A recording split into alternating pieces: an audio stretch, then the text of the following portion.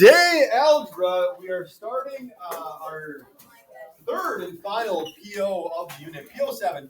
And this is all review. If you think back to your entrance exam, PO61 and PO62, where it was solving multi-step equations. You had to combine like terms or distribute. You had variables on both sides. Okay, that's what PO6 or PO7 part 1 is all about, reviewing that. Right? So let's get to it.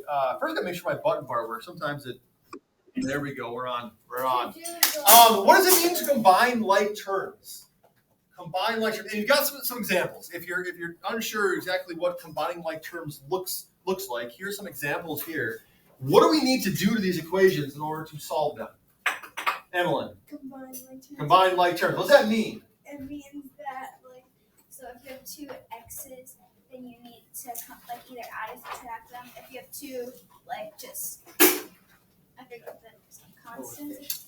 Constants. Yep. Then you have to add them together or subtract. Yeah. The goal of combining like terms is to simplify. Bless you.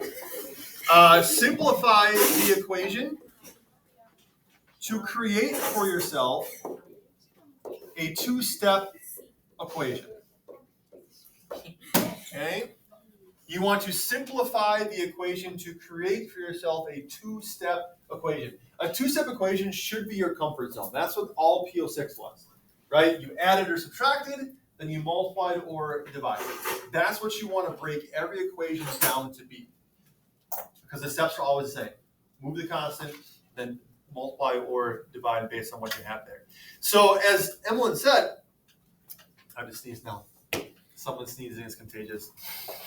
Hold it together. Okay, we're good. As Emmeline said, 9x minus 4x plus 3 equals 43. We want to combine the like terms, combine the x's. We have 9 x's. We take away 4. How many x's do we have? 5 of them. And so we can rewrite this equation to be 5x plus 3 equals 43, and we've got ourselves a two-step equation to solve. Subtract 3, divide by 5, boom, we've got our value for x. Okay? Now, where mistakes happen with combining like terms, why don't we use opposite operations here? Why don't we have 13x?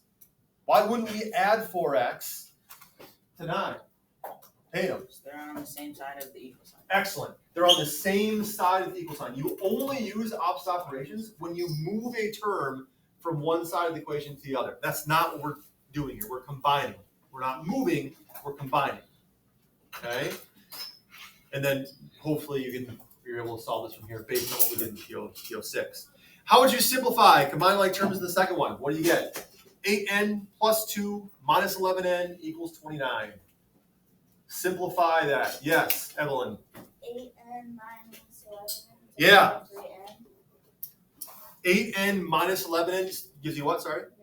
Negative 3n. I'm really glad that you included that subtraction sign with the 11n, because remember that subtraction sign, it doubles as a negative sign in the sense that it belongs to the 11n.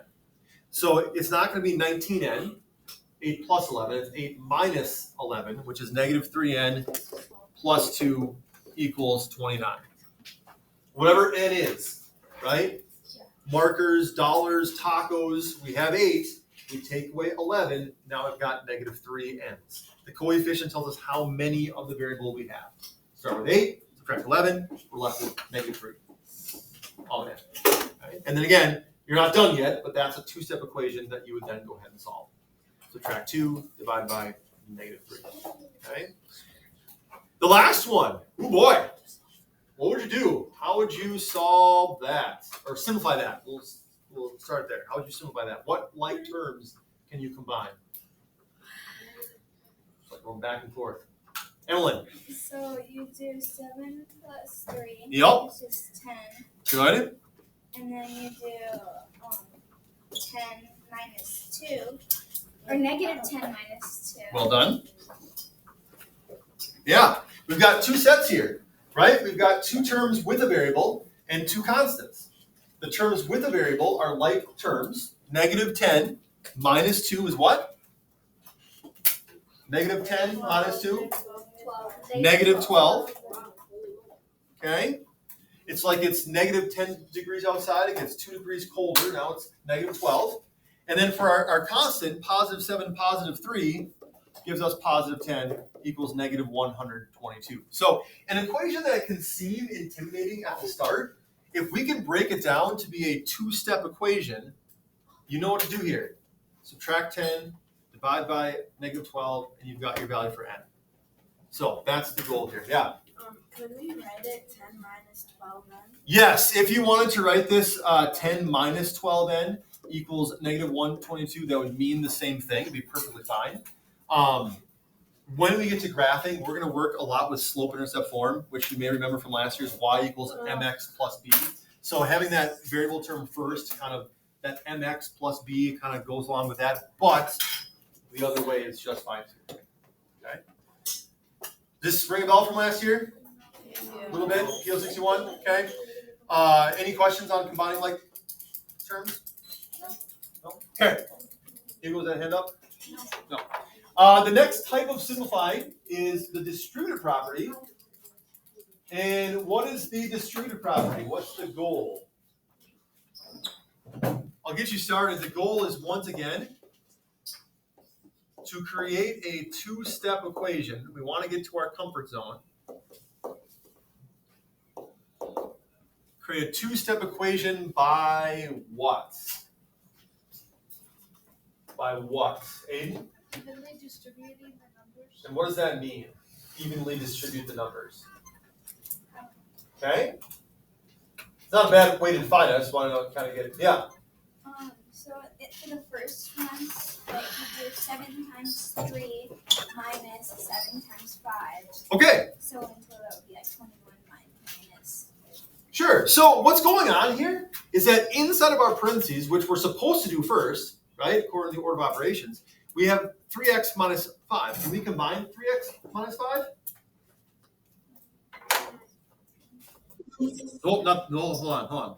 Can we combine 3x minus 5? Yeah. Hold on. Oh, hold on. I'm a little bit too far. I got to move my button bar over. There we go. Can we combine 3x minus 5? There we go. And we can't because they're not like terms. Right? Yeah, thank you. I didn't know it.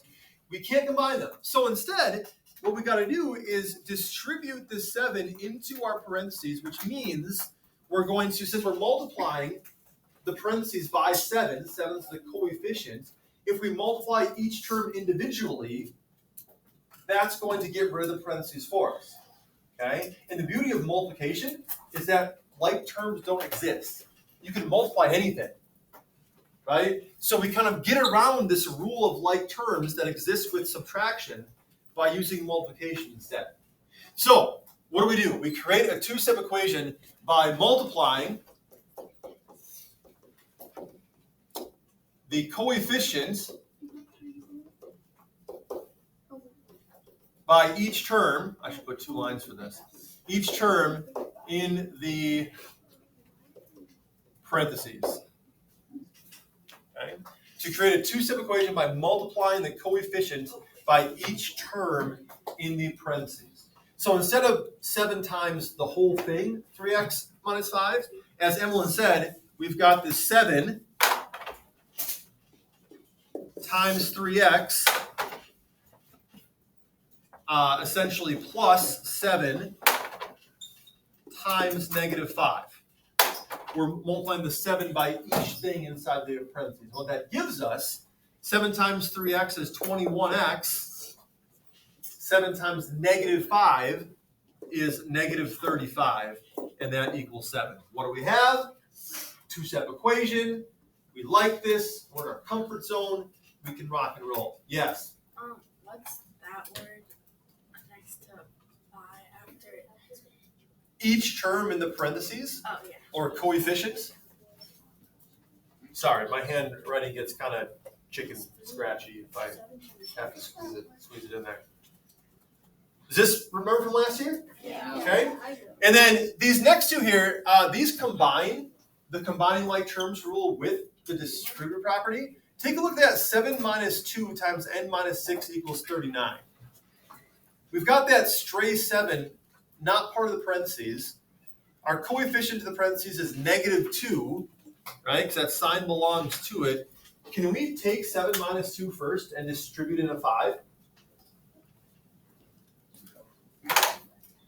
Can we take 7 minus 2 to get 5 and then distribute the 5 into n minus 6?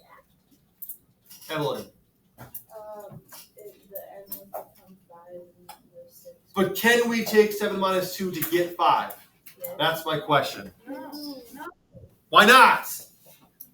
What does it all come back to, Evan? Because you gotta distribute the -2. Why? What mathematical rule would say we have to distribute the -2, before we subtract 7 and 2? What did I say most math all comes back to? Audrey? Opposite operations. We cannot subtract before we multiply, right? And since this represents multiplication here, we have to distribute the -2 first. Which means what happens to 7? It just kind of tags along for now. It's not part of the party yet. Okay? So, from our distribution, -2 times n is a -2n. -2 times -6 is +12. And we're not quite to a two-step equation yet. But at least we've gotten rid of the parentheses. What can we do now? Add the 7 and the 12, right? Because those are the two constants. These are now our like terms. And so our two-step equation, -2n plus 19 equals 39. We haven't even used opposite operations yet because we haven't moved anything, right? What we've done is we've distributed, we've ignored the 7, just drop that down, distributing the -2 to get -2n. -2 times -6 is +12. Then combined our constants, +7, +12, give us +19. Now we can solve. That's a lot, Aiden, isn't it? You have a question? No. Okay. The last one there. Similar to the one we just did, that 3t is chilled out in front. What's our coefficient to our parentheses? What are we going to be distributing in? Hugo? 1. Not 1. -1. -1. That hidden math. I've got a poster in the back of my room that shows hidden math. Okay? When you have just a variable by itself or a set of parentheses by itself, there's one of them, right? That one that says x equals 1x. If something's by itself, it means you have one of them. The fact that negative sign is out there means it is a -1. So the 3t drops down. -1 times 8 is what?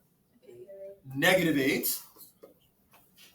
-1 times -2t is what? 2. Positive 2t.